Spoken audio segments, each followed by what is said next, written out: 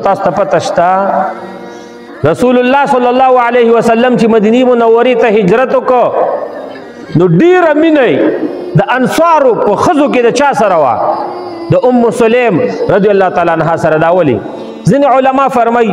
چې دا د رسول الله صلی الله علیه وسلم رضاعي ترور وه دا د رسول الله صلی الله علیه وسلم رضاعي ترور وه ځینې فرمایي نه سلمہ چې د عبد المطلب صاحب دا مور بیبي وا دا وای داغي په خپلوانو کې راتلله داغي د مور د خوانانو لہذا د رسول الله صلی الله علیه وسلم نه ردی ستر او پرده نه کېدله د رسول الله صلی الله علیه وسلم د محرمات نه و رسول الله صلی الله علیه وسلم سره د نکاح جایز نه و د ام سلیم رضی الله تعالی عنها د رسول الله صلی الله علیه وسلم نه ستر دومره نه کاو او رسول الله صلی الله علیه وسلم به د دې کور داسې کور خپل کور ګاڼه چې اکثره به کله کله رسول الله صلی الله علیه وسلم د 11 بجو د قیلوله چې ورته وي دا خوب به کاو دا به دې کره ورته محترمو رسول الله صلی الله علیه وسلم یو وخت کې اوده دې کره د چملی یو چټۍ وه یو تورشکو د څرمنې نه جوړو رسول الله صلی الله علیه وسلم چې اوده شو رسول الله صلی الله علیه وسلم عادت مبارکه داو دا یو خوی د رسول الله صلی الله علیه وسلم خسته خوی چې دا غوی نه په خوب کې خوله ډیره تلله نو دې به دا خوله راټولوله دا به په یو بوتل کې اچوله رسول الله صلی الله علیه وسلم خبر نه دی یو وخت کې پرې راپاڅېده ام سلیم وایي دا څه کې د الله رسول وایي دا خو ډېر وخت نه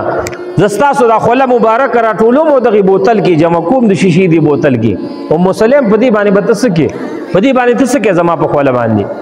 وایي د الله رسوله وایي زه دا اراده لرم زه دا امید لرم چې زما د بچو به د برکت دپاره دا په کار راشي چې ځان سره وساتي او بله خبره ورته کوي وایي دا زه نورې خوشبویي سره یو ځای کوم نو دا په عربو کې ټولو نه مزیدار خوشبو د ستاسو د خولې مبارکې د رسول الله صلی الله علیه وسلم خوله مبارکه دې به د عطرو د مشکو د عنبرو نه ښایسته او مزیدار بوی به کوو دا د رسول الله صلی الله علیه وسلم معجزه وه خولې به یې مزیدار بوی کوو ښایسته بوی زمونږ او ستاسو خوله او په پشکال کې د ترخونو نه بیل بین راځي د ورمیږ نه بل بیل بین راځي د کپړو نه نور بین راځي دا د خولو د رسول الله صلی الله علیه وسلم نه به چې څومره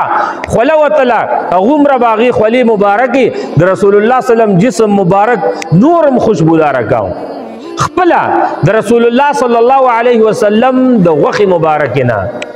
د پوستکي نه د رسول الله صلی الله علیه وسلم خپل هم خوشبو تلله د رسول الله صلی الله علیه وسلم د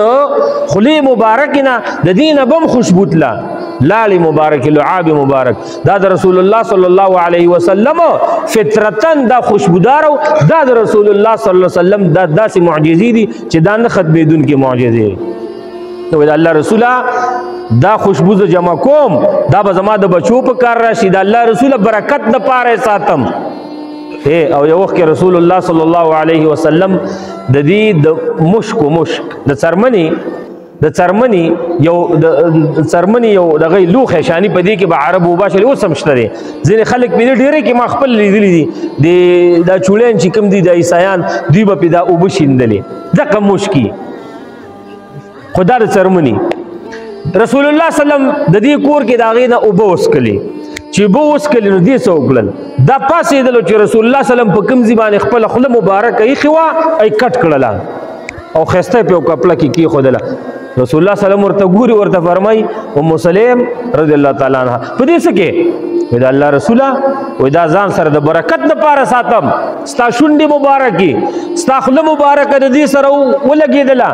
نه نه نه نه بس دا به د برکت دپاره ساتم هغې خپلو بچو ته پرېښودله